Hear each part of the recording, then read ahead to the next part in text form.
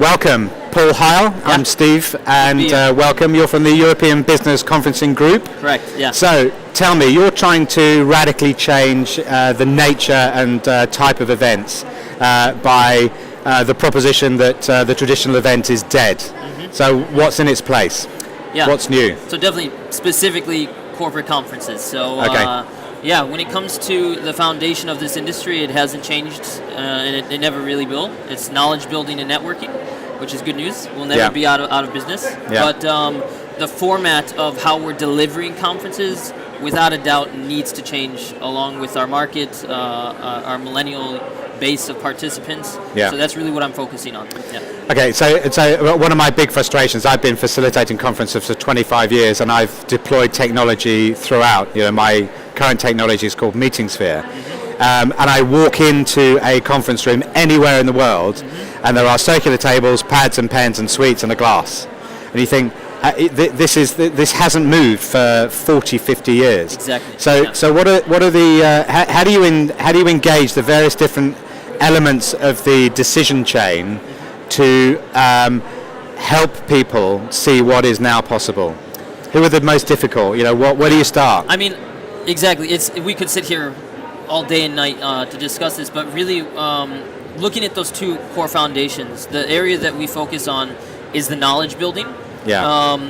Although 70% of people attending events, networking is crucial. Of course, we know that. But that's actually the easy part. Yeah. So when it comes to the knowledge building, and exactly like you said, until now, conference is a conference is a conference. Mm. So you walk in, you sit down for 2 days, you get fed lots of knowledge and information. Yeah. But that is passive learning. That's the same learning that we had in the classroom. Yeah. And so which doesn't work for everybody. Works with a tiny proportion of the people. Yeah, And when you contrast what you do remember from your classroom years, it's more of those active learning sessions that you remember. The biology class, the science class where you were hands-on, actually involved. So that's what we're really pushing at the European Business Conference Group in our events of active-based learning.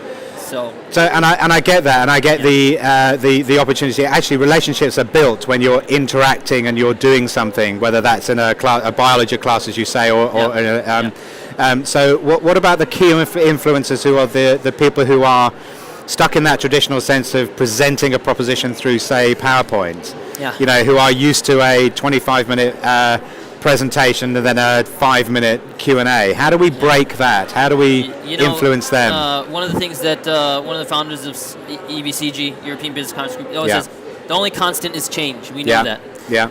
But people are afraid of change, especially I feel in this industry. I've been in it for about 10 years now, and there's a lot of people in the corporate space with the let's not reinvent the wheel mentality. Yeah. It's been working for X amount of years. Yeah. Why should we change? Yeah. But the reality is the landscape, the participants, it's changing. Yeah. Event tech is making a big push in this. Yeah, you mentioned millenniums as well, you know, and a completely, totally alien concept to them of sitting in a large room with 200 other people listening to somebody. You know, they don't get that. Yeah. So, I mean, I think the crucial part comes from the beginning of conference organization, which is the producers. Right. The project managers that put together the program, because it's really their responsibility when it comes to format and putting together the program to make these pushes where it might not be really so easy. Of course, you're talking about people that are used to getting on stage for 30, 40 minutes, giving a PPT presentation.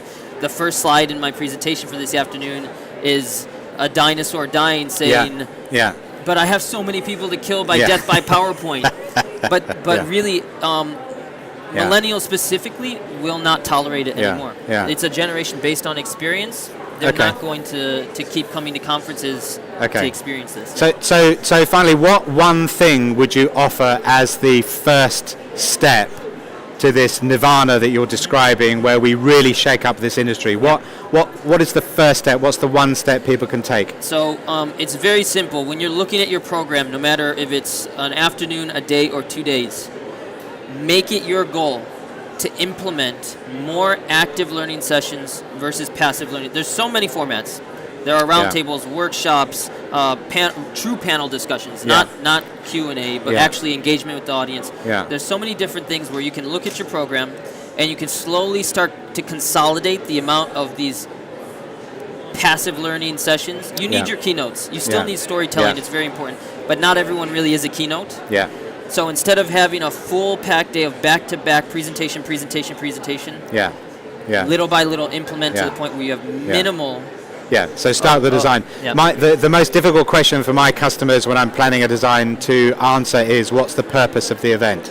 Exactly. Well, I know we do it every year. Exactly. Yeah. You know, no, it's the same people. You know, say, no, what's the purpose? Yeah. And often, once you crack that, everything else comes from that. Exactly. And I completely agree that you know we need to tackle it from the top and change behaviours. Without a doubt. Yeah. Paul, thank you very much indeed. Pleasure to meet you. Pleasure to meet you. Yeah. Cheers.